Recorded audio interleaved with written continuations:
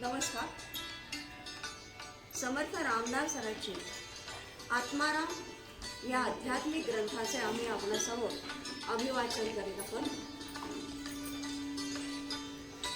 सदा सर्वदा योग तुझा करावा, जे कारणी देह माझा पडावा, उपदेशू नको गुणवंता अनंता,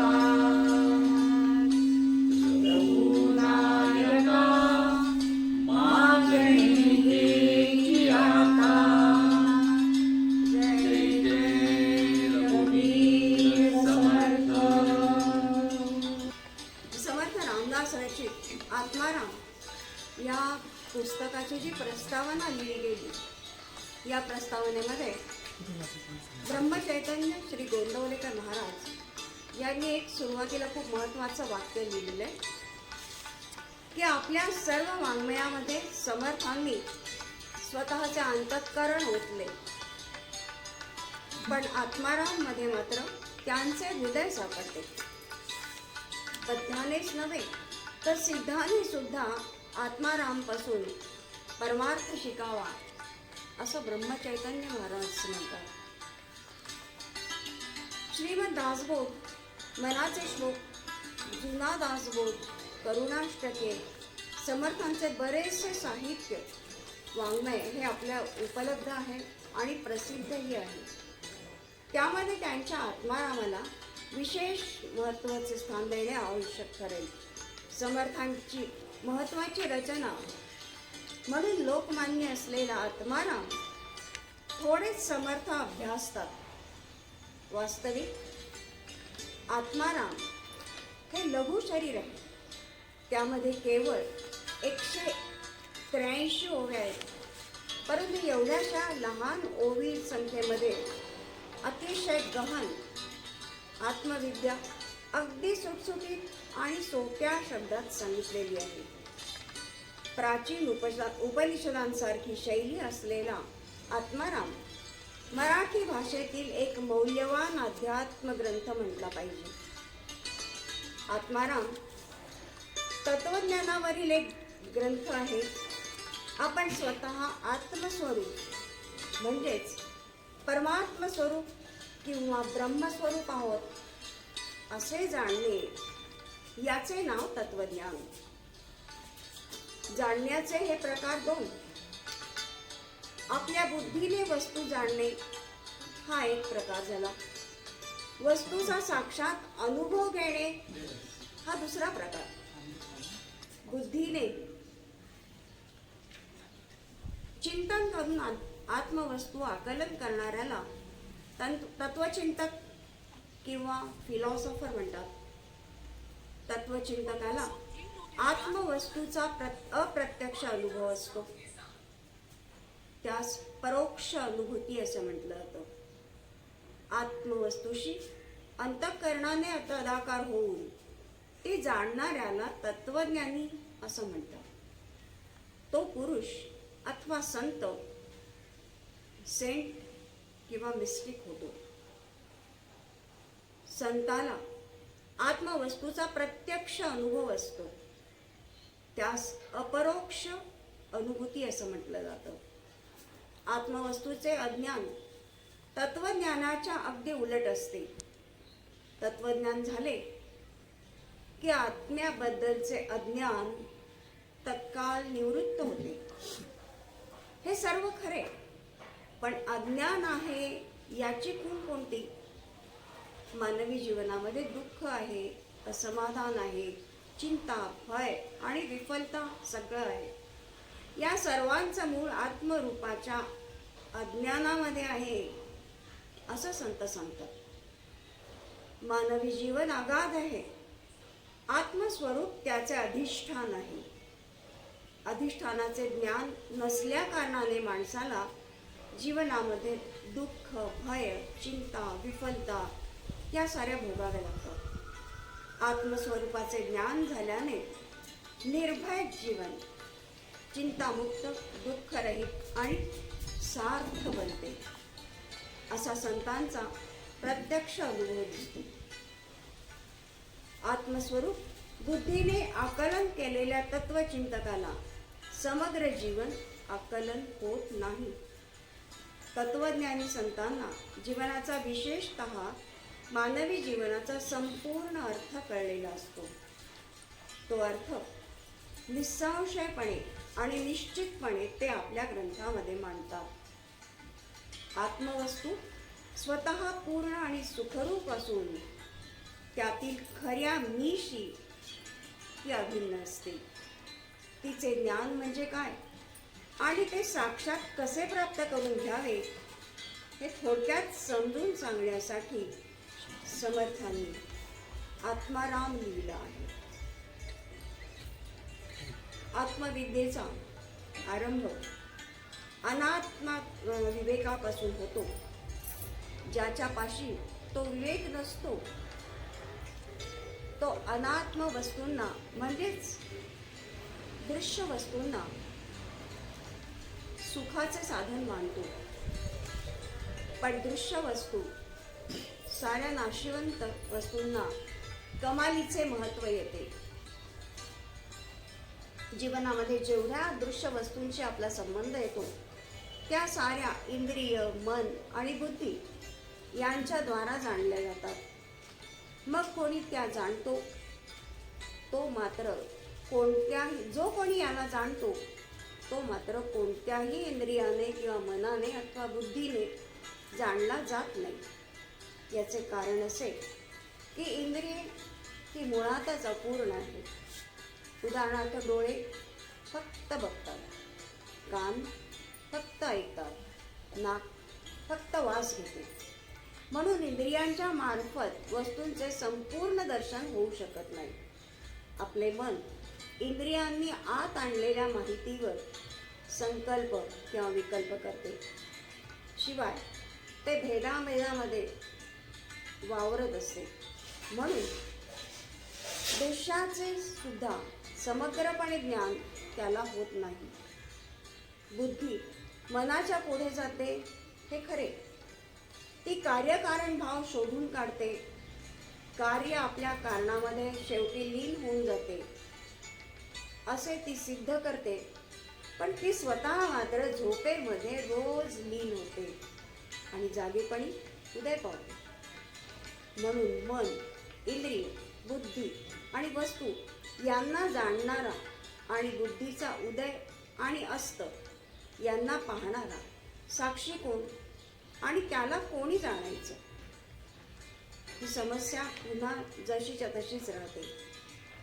इथे एक आणखी अडचण उभी राहते, ती म्हणजे या साक्षीला दृश्याचे म्हणजे नाशिवंत गुणधर्म नाही, त्याला आकार नाही, म्हणून त्याला लांबी नाही, त्याला रुंदी नाही, उंची नाही, वजन नाही, मोजमाप नाही, त्याला उदय नाही, अस्त नाही, नवेपण नाही आणि जुनेपणही नाही, म्हणून त्याला वय नाही. जो येत नाही, कधी जात नाही, जो कधी वाढत नाही, पटत नाही, त्याला ताजेपणा नाही आणि शिळेपणाही नाही, म्हणून त्याला क्षय नाही. बुद्धीने त्याला जाणायला गेले तर मी आहे एवढंच त्याचं ज्ञान होतं. त्यात सुद्धा मौज अशी आहे की मी आहे या ज्ञानाचा देखील तो साक्षी आहे. जागेपणी मी आहे असं तो म्हणतो. स्वप्नामध्ये मी आहे ही फक्त जाणीव असते. गाढ झोपेमध्ये मी आहे असं उरतच नाही. तरी मी नाही असं मात्र तो कधी जाणत नाही. याचा अर्थ असा की मी आहे आणि मी नाही या दोन्ही जाणीवाहूनही तो विलक्षण आहे. तो कोण आणि कसा हे सांगण्यास आत्माराम अवतरला आहे. समर्थ रामदास त्यालाच आत्मस्वरूप असे म्हणतात. आत्मस्वरूप म्हणजे सद्वस्तू होय. जे जे काही आपल्या अनुभवात शिरते त्याचे मूळ अधिष्ठान सद्वस्तू असते. म्हणून आत्मस्वरूप सर्व देश, सर्व काल, सर्व पदार्थ यांच्या अंतर्यामी राहून पुन्हा त्याच्यातून ते पलीकडे वास करते. त्याच्या ठिकाणी मानवकृत मी व तू व तो असा भेद नाही. त्याच्याहून वेगळे राहून कोणी त्यास जाणू शकत नाही. आणि जो त्यास जाणतो तो मी आत्मस्वरूप जाणले असे सांगायला मीपणा उरत नाही. सामान्यपणे मी जाणले हे भान आपण विसरत नाही. त्या जाणण्यामध्ये जाणणारा मी व जाणली जाणारी वस्तू असे द्वैत असते. हा मायेचा प्रांत असतो. कर्ता, कर्म, हेतू, ज्ञाता, ज्ञेय, ज्ञान, भोक्ता, भोग्य, भोग इत्यादी त्रिपुटी यामध्ये येतात. मायेच्या क्षेत्राचा विस्तार फार मोठा आहे. निर्लेप, नित्य, निरंजन, निर्गुण व निस्संग परमात्मा स्वरूपामध्ये मी आहे, मी ब्रह्म आहे, सोहम या स्फुरणाच्या स्वरूपाने माया प्रकट झाली. परमात्म्याचे हे स्फुरण मोठी सृजनशील असते. त्यास दोन अभिन्न अंगे असतात. एका अंगास ईश्वर, गणेश व शिव म्हणतात, तर दुसऱ्या अंगास माया, शारदा व शक्ती म्हणतात. ईश्वराच्या ठिकाणी मी ब्रह्म आहे हे भान कधीच लोपत नाही. म्हणून मी आहे, मी सर्वज्ञ आहे व मी पूर्ण आहे, म्हणजेच मी सच्चिदानंद स्वरूप आहे हे ईश्वर प्राणांचे प्रधान लक्षण समजावे. ईश्वर आणि त्याची माया दिसायला दोन जरी असले पण दोनपणाचा दोष लागू न देता एकापणाचा आनंद भोगतात. हा खेळ विश्वाच्या प्रमाणावर खेळावा म्हणून मी एक आहे तो अनेक व्हावा असा संकल्प ईश्वराने केला.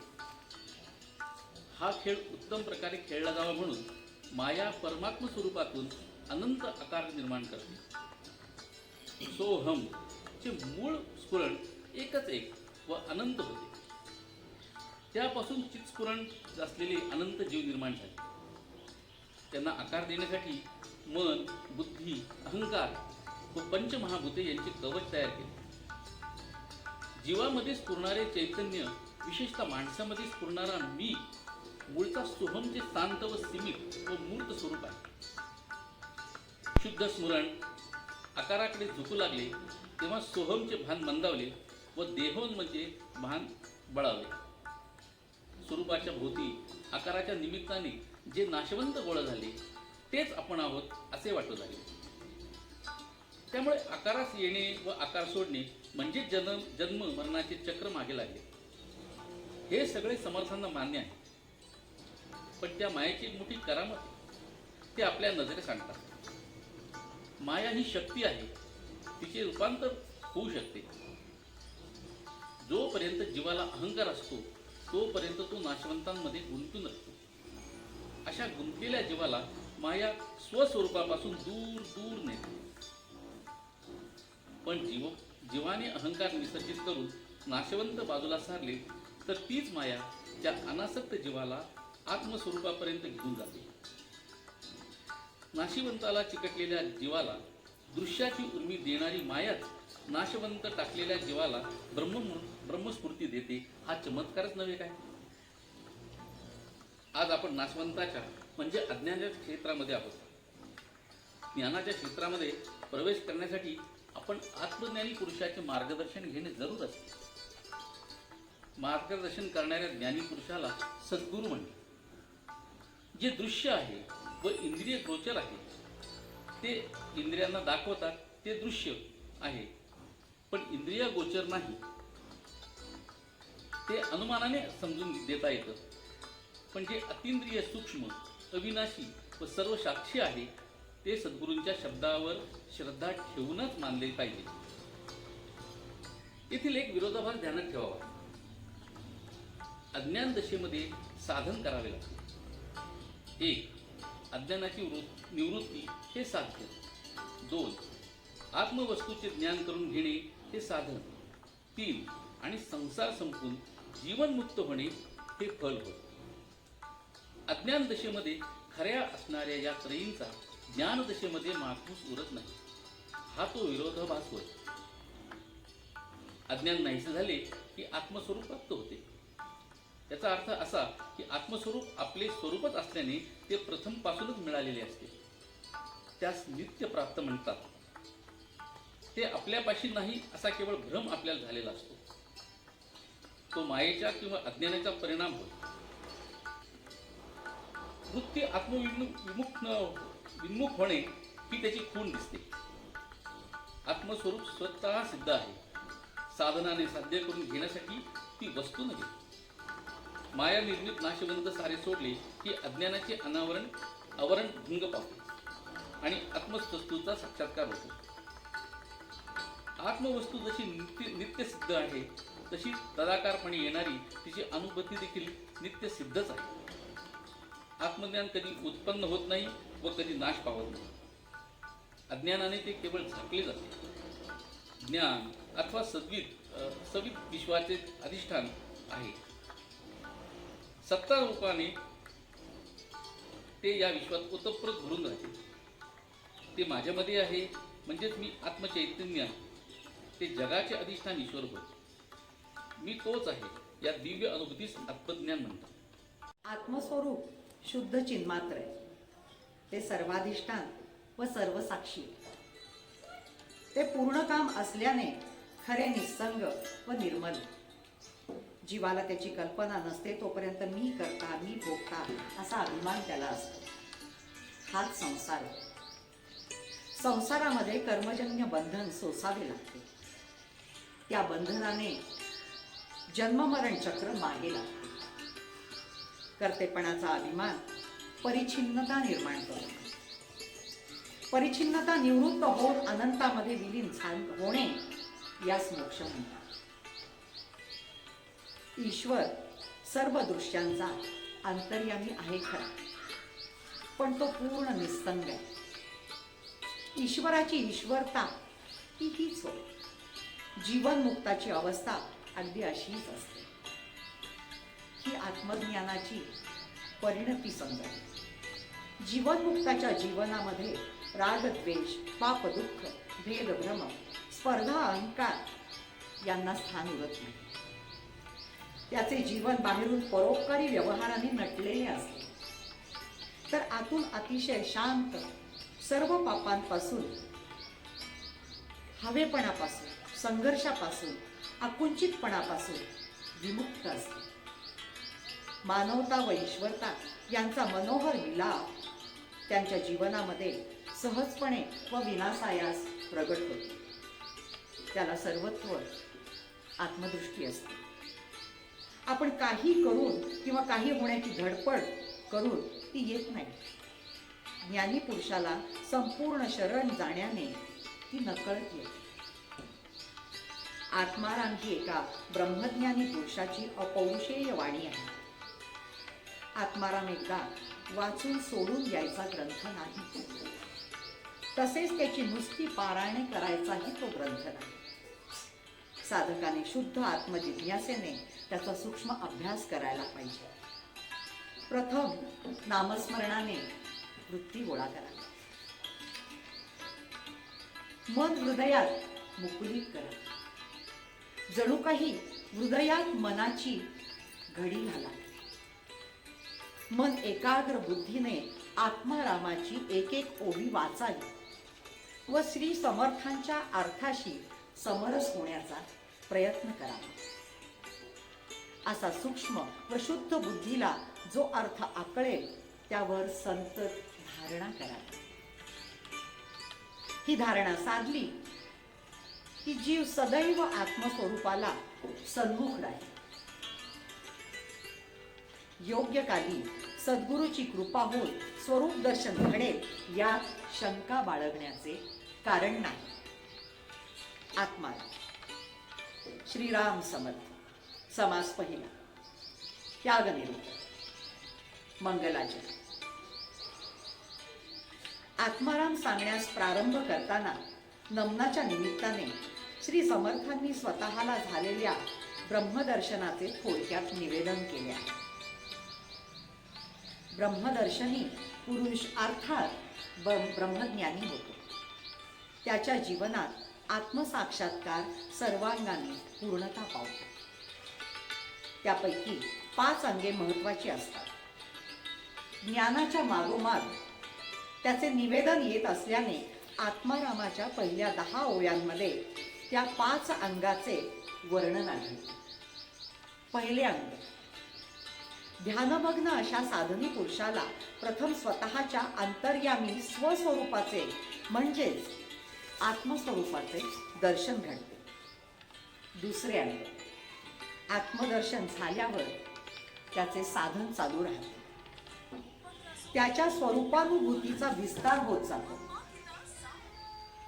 स्वतःच्या हृदयात वास करणारे आत्मस्वरूप सर्व प्राण्यांच्या हृदयांमध्ये तसेच सर्व विश्वांमध्ये अंतर्यामीपणाने व्यापून आहे असा साक्षात प्रत्यय त्याला येतो. अनुभवाच्या या कक्षेला ईश्वर दर्शन असे म्हणतात. तिसरे अंग, साक्षात्कारी पुरुषाची अनुभूती येथे थांबत नाही. तिची सूक्ष्मता वाढते आणि ती दृश्य विश्वालाही मागे टाकते. अखेर केवळ शुद्ध परमात्म स्वरूपात ती स्थिरावते. अनुभवाच्या त्या सर्वोच्च कक्षेमध्ये मी नाही, तू नाही, आकार नाही, विकार नाही, रूप नाही, गुण नाही, वाणी नाही, वर्णन नाही, स्थल नाही, काल नाही आणि कार्य नाही, कारण नाही. तेथे शुद्ध अस्तित्व तेवढे उरते. केवळ सन्मात्र अशा त्या अथांग परमात्म स्वरूपात साक्षात्कारी पुरुष पूर्णपणे विलीन होतो. चौथे अंग, या दृश्य इंद्रिय गोचर आणि अदृश्य अतींद्रिय विश्वरूपाचा प्रचंड कारभार युगानुयुगे बिनबोभाट चालवणाऱ्या चित शक्तीची म्हणजे ज्ञानमय आदिशक्तीची प्रत्यक्ष प्रचिती येणे हे ब्रह्मदर्शनाचे चौथे अंग आहे. या महाशक्तीला श्री समर्थ शारदा म्हणतात. पाचवे अंग, जीव अल्पशक्ती आहे, पण शारदेचा आतून पाठिंबा मिळाल्या कारणाने तो ईश्वर दर्शनापर्यंत पोहोचतो आणि तेथे स्थिरावण्यासाठी म्हणजेच वय भुवनामध्ये जीव आणि शिव ऐक्यासनी विराजमान होण्यासाठी सद्गुरु कृपा नावाची परमात्म्याचीच एक विलक्षण शक्ती प्रसन्न व्हावी लागते. सद्गुरु कृपा झाली की जीवपणाला कायमचा मुक्तो. ब्रह्मानंद त्याच्या पचनी पडतो. ही तुर्यातीत अवस्था म्हणजे ब्रह्मदर्शनाचे पाचवे अंग. दुसरं विश्लेषण, पहिल्या 2 ओव्यांमध्ये केवळ परमात्म स्वरूपाचा श्री समर्थांचा नमस्कार. विश्वनिर्माण होण्याच्या आधी नुसते सद्रूप परमात्म स्वरूपच होतं. तेथे स्थल, काल व द्रव्य याचा म्हणजे कोणत्याही दृश्याचा मागमूस नव्हता. आपल्याला गाढ झोप लागली की सर्व दृश्यांचा लोप होतो. आत्मा केवळ साक्षीपणाने उरतो. त्याचप्रमाणे या दृश्य विश्वाचा आरंभ होण्यापूर्वी त्याचा उपसंहार झाल्यावर केवळ शुद्ध परमात्म स्वरूप किंवा सत शिल्लक होतो. तो अखंड, अद्वय व अरूप परमात्मा आहे. इतकेच त्याच्याबद्दल म्हणता येईल. मराठी भाषेमध्ये असणे आणि होणे ही 2 क्रियापद आहेत. आहे हे असणे याचे रूप, तर झाले हे होणे याचे रूप. आहे हे रूप असणे म्हणजे नुसते अस्तित्व दाखवते. झाले या रूपावरून बदल, विकार किंवा उत्पत्ती याचा बोध होतो. असणे या अर्थी संस्कृतामध्ये अस धातू असून त्यापासून सत हे नाम बनते. सत हे विद्यमान वाचक आहे. सत म्हणजे आहेपणा, असणेपणा, केवळ किंवा केवळ अस्तित्व. त्या अर्थी संस्कृतामध्ये भूधातूपासून भूधातू आहे त्यापासून भव हे नाम तयार झाले. भव म्हणजे ज्यात बदल होतो ते. सतत बदलणाऱ्या नामरूपात्मक विश्वाला भवसागर म्हणतात. इंग्लिश तत्व विचारवंत सतला बीइंग आणि भवाला बिकमिंग म्हणतात. उभी पहिली जयास लटिका आळ आला, जो माया गौरी पासून आला. जालाच नाही तया अरूप आला, रूप कैसे. लटिका खोटा, आळ आरोप, जे नाही ते चिकटवणे. गौरी पार्वती, देवी भवानी, माया गौरी महामाया आदिशक्ती. अरूप आकाराचा किंवा दृश्याचा संबंध नसलेला. आपण परमात्मा वस्तूवर खोटा आरोप करतो. तो आरोप मायारूपी आहे, शक्तीमुळे निर्माण होतो. खरे म्हणजे परमात्मा झालाच नाही म्हणून रूपाचा संबंध नसलेल्या परमात्मा स्वरूपाला रूप असणे शक्य नाही. जो जालाची नाही याचा अर्थच असा आहे की परमात्मा हा केवळ सत असा आहे. तो नुसता असतो, तो अगदी जसाच्या तसाच असतो. परमात्मा म्हणजे काही एखादी वस्तू किंवा व्यक्ती नाही, तो आहे. याशिवाय त्याबद्दल काहीच म्हणता येत नाही. त्याच्या ठिकाणी होणे नाही, अर्थात बदल नाही किंवा विकारही नाही. मानवी विकार आणि कल्पना या दोन्ही होण्यामागे फिरत असतात. जेथे होणे नसते तेथे त्यांचा प्रवेशही होत नाही. म्हणून परमात्म स्वरूपाच्या ठिकाणी दोन्ही लटकी पडतात. त्यासाठी या स्वरूपाचे वर्णन करताना ते अनंत, अथांग, अमूर्त, अरूप, अविकारी, अखंड, अद्वय असेच सांगावे लागते. हे जरी खरे असले तरी परमात्मा काही शून्य नाही. इतकेच नव्हे तर तो आहे म्हणून विश्व आहे, तो आहे म्हणून आपण आहोत. तो नसेल तर काहीच असणार नाही. या सन्मात्र परमात्मा स्वरूपास पाश्चात्य तत्वचिंतक रियालिटी किंवा ॲब्सोल्यूट असे म्हणतात. जयासी लटिका आळ आला. परमात्मा जड नाही, चेतन आहे, शांत नाही, अनंत आहे, मूर्त नाही, अमूर्त आहे, रूपवान नाही, तर अरूप आहे. तो सद्रूप आहे. सत जेव्हा विश्वाला व्यापून उरते तेव्हा त्याला सत्ता असं म्हणतात. सत्ता शक्ती संपन्न असते. शक्ती नसलेली सत्ता ही मुळात सत्ताच नव्हे. परमात्म सत्तेपाशी अनंत शक्ती आहे. त्यापैकी एक महान शक्ती अरूप परमात्म्याला रूपे देण्याचा देखावा निर्माण करते आणि त्यामुळेच अमूर्त, असीम आणि अनंत परमात्मा मूर्त, सीमित आणि शांत करते. बंद्याचा भास होतो. या शक्तीलाच माया असे म्हणतात. ती मोठीच विस्मयकारक आहे. केवळ सन्मात्र आणि अरूप असा परमात्मा तिच्या करामतीमुळे अनंत रूपाच्या वेशांनी प्रकट झाल्यासारखा दिसतो. अरूप म्हटले की दृश्य, आकार, विकार, भेद, बदल, सीमितपणा इत्यादी होणेपणाचे धर्म त्यामध्ये येतात. पण परमात्मा वस्तूच्या ठिकाणी नाही, वस्तूच्या ठिकाणी तर होणेही नाही, अर्थात त्याच्या ठिकाणी रूपाचा मागमूसही नाही. त्याच्या ठिकाणी जे नाही ते माया त्याला चिकटवते. त्याच्या रूपाचा खोटा आरोप लादते. अरूप परमात्मा हा रूपवान असतो. माया देवीचे हे कर्तृत्व सामान्य नव्हे.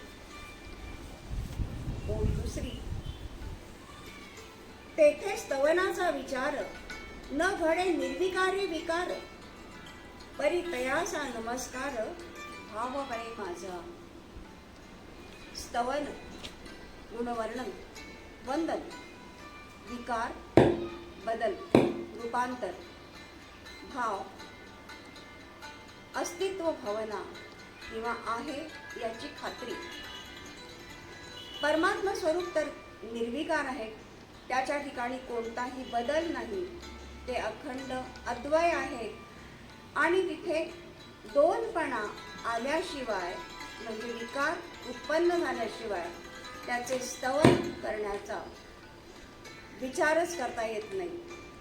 असे जरी असले तरी तो आहेच या खात्रीने मी त्याला नमस्कार करतो.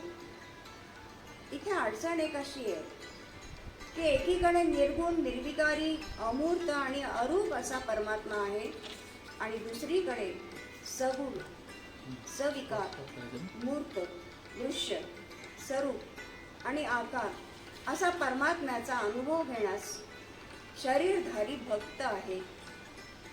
त्याचा साक्षात प्रत्यय घेऊन देखील वाणीने त्याचे वर्णन करता येत नाही, त्याचे स्तवन किंवा पूजन करता येत नाही. आणि असे असले तरी परमात्मा आहेच हा एक निसंशय साक्षात्कार इथे सहाय्यास येतो. त्याच्या बळावर श्री समर्थ परमात्मा स्वरूपाला नमस्कार करतात.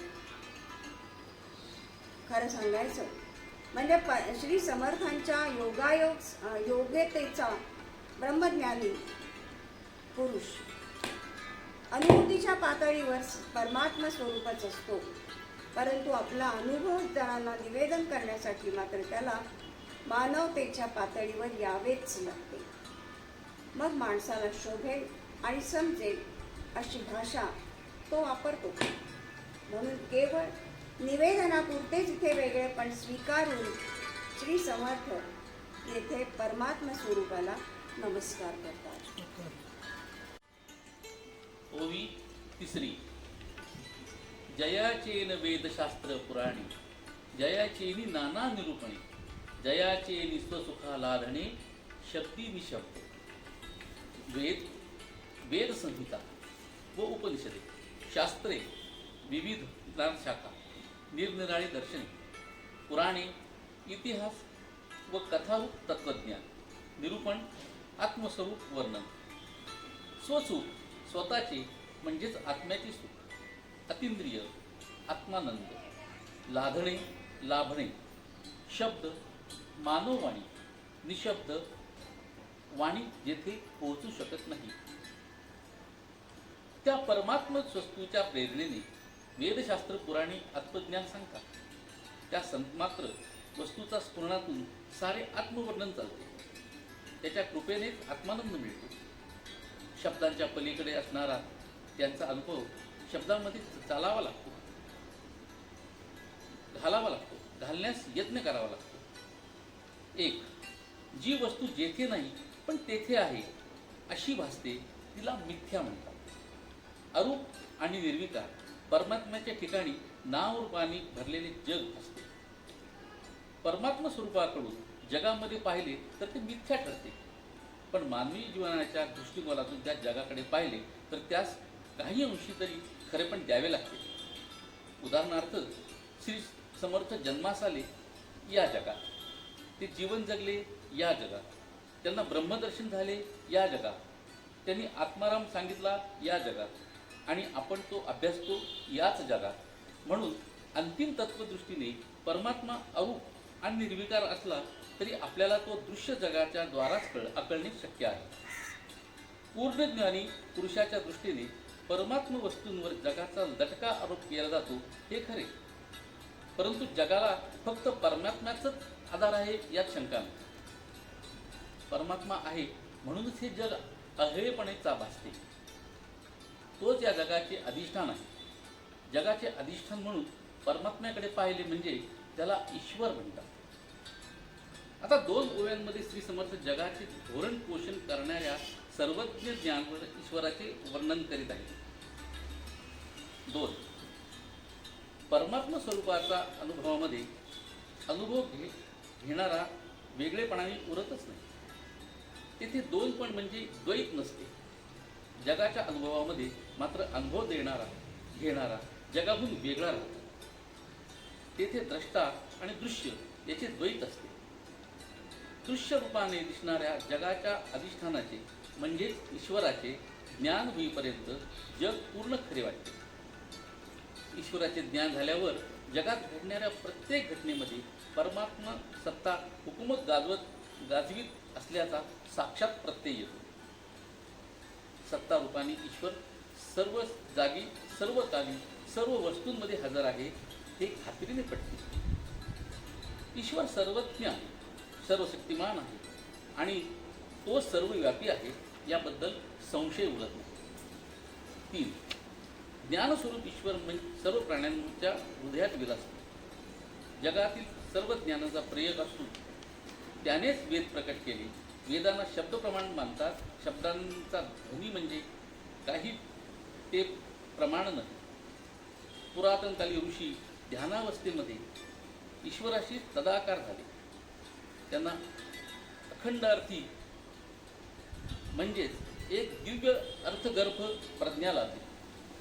तिच्याद्वारा त्यांना अनंताचा बोध झाला. तो बोध वाणीमध्ये साकार झाला. त्याला वेद किंवा श्रुती म्हणतात. विश्वरूपामध्ये सूक्ष्मात लीन असलेले वेद ईश्वराने प्रकट केले. आपल्या वाणीला आपण क्रमाक्रमाने परावाणीमध्ये लीन केले तर आपल्याला वेदमंत्राचा साक्षात्कार नक्कीच घडेल.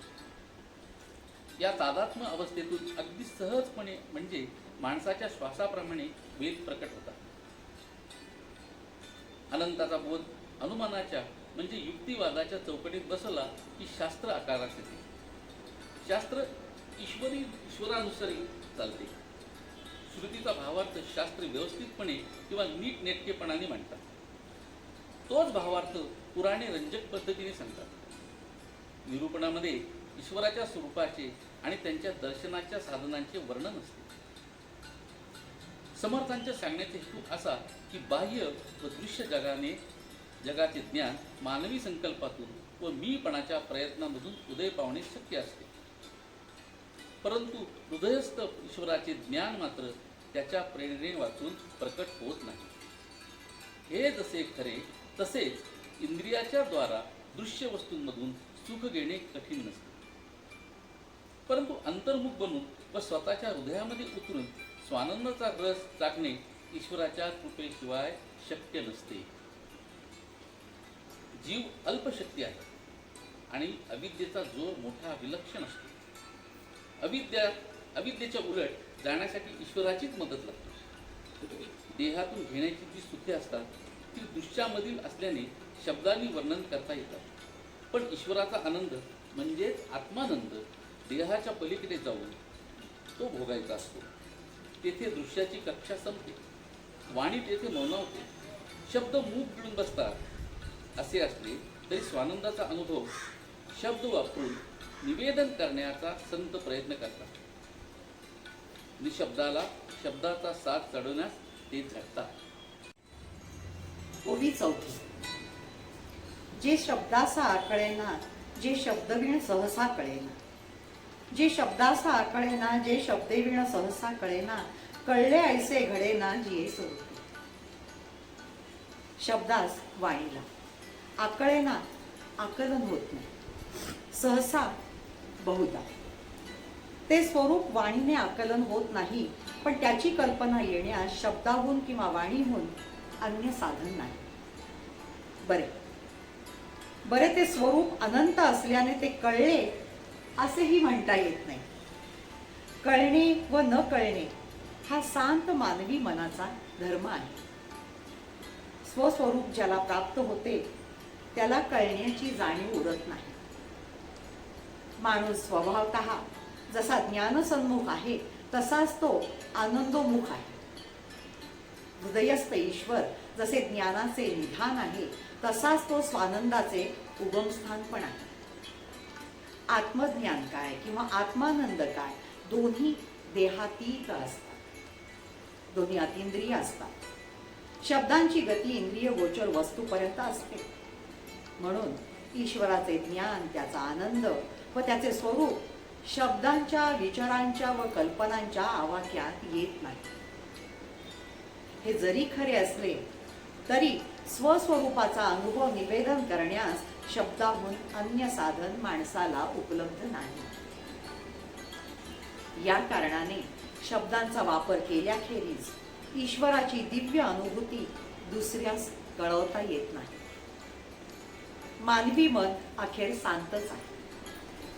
स्थलकालाच्या मर्यादेत ते वावरते. म्हणून शब्दांच्या माध्यमाने अनंताला गवसणी घालण्याचे मनाने कितीही धडपड केली तरी ईश्वर मला कळला असे कोणी म्हणू शकत नाही.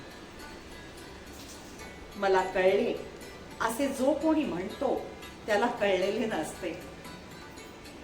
असे जाणता तो जनी मूर्ख आहे असं समर्थांचं मत आहे. ओवी 5. ऐसे सदा सर्वत्र संचले, ऐसे सदा सर्वत्र संचले, जे तर्का न वचे अनुमानी, ते जयेचे नि प्राप्त झाले आपरूप आपणासी. सदा कायमचे, सर्वत्र सर्व ठिकाणी, संचले पसरले व्यापून आहे. न वचे शक्य नसते, न वचे शक्य नसते. अनुमानले तर्काच्या पद्धतीने अनुमान वापरले असता. प्राप्त झाले परत मिळाले. आपरूप स्वस्वरूप. वास्तविक सद्वस्तू निरंतर सर्व ठिकाणी पसरलेली आहे. पण तर्काच्या साहाय्याने अनुमान करून ती हाती लागणे शक्य नसते. शारदेच्या कृपेने आपले खरे स्वरूप आपल्याला प्राप्त होते. 1. अनंत असीम अमूर्त परमात्मा अंतिम सत्य वस्तू असून ईश्वर रूपाने तोच जगाचे अधिष्ठान आहे. ईश्वराला तत् म्हणतात. जगातील हरेक वस्तूला सच्चिदानंद स्वरूप ईश्वर व्यापून राहते. मी म्हणजे जीव या जगातील एक व्यक्ती आहे. अर्थात तो माझ्या आतमध्ये व्यापून असला पाहिजे. तो कसा आहे? मला जे जे अनुभव येतात, उदाहरणार्थ जागेपण, स्वप्न, गाढ झोप, मूर्छा, बालपण, तरुणपण, म्हातारपण, सुख दुःख, यश अपयश इत्यादी, त्यांना मी वेगळेपणानं पाहतो. मी जशाचा तसाच राहतो. मी कधीही नाही असं होत नाही, म्हणजे सद्रूप आहे. पण मी नुसता असत नाही. मी चेतन आहे, जिवंत आहे. मी सर्व जाणतो, म्हणजेच मी चिद्रूप आहे. त्या मीला त्वम म्हणतात. जगाचे अधिष्ठान असणारा ईश्वर आणि देहाचे अधिष्ठान असणारा मी दोघे एकच आहे. म्हणजे तत्त्वम असे. आपले खरे स्वरूप असणारा आत्मा सत्रूपाने जीवनाचे अधिष्ठान आहे. चित्रूपाने सर्व अनुभवांचा प्रकाशक आहे आणि आनंद रूपाने सर्व प्रकारच्या प्रेमांचा पोषक आहे. 2. माणसाची बुद्धी भेदांमध्ये काम करण्यात प्रवीण असते. इंद्रियांनी पुरवलेल्या माहितीवर ती संस्कार करते. जगामध्ये, व्यक्तीमध्ये, जातीचा किंवा विशेषामध्ये निर्विशेषाचा किंवा अनेकांमध्ये एकाचा आविर्भाव दृष्टीस पडतो. अनेकांमध्ये विलसणाऱ्या एकाची कल्पना तर्क देतो. पण तो स्वतः मात्र एकमय बनू शकत नाही. त्या कारणामध्ये तर्काचे ज्ञान संभवनीयच राहते. शिवाय गोचर दृश्य हा त्याचा प्रांत असल्याने अतींद्रिय आत्म्याच्या क्षेत्रामध्ये संचार करणे त्यास अवघड जाते. 3. मनुष्य शांत आहे, म्हणजे सात याच्यामध्ये जातो आतमध्ये. म्हणूनच त्याला साऱ्या शक्ती शांतच असतात. ईश्वर अनंत आहे. त्याला जाणायला अनंत शक्तीच पाहिजे. अशी अनंत शक्ती अर्थात ज्ञानशक्ती ईश्वरापाशीच असू शकते. शारदा ही अशी अनंत ज्ञानशक्ती असल्याने तिच्या साह्याने स्वस्वरूप व ईश्वर स्वरूप आकलन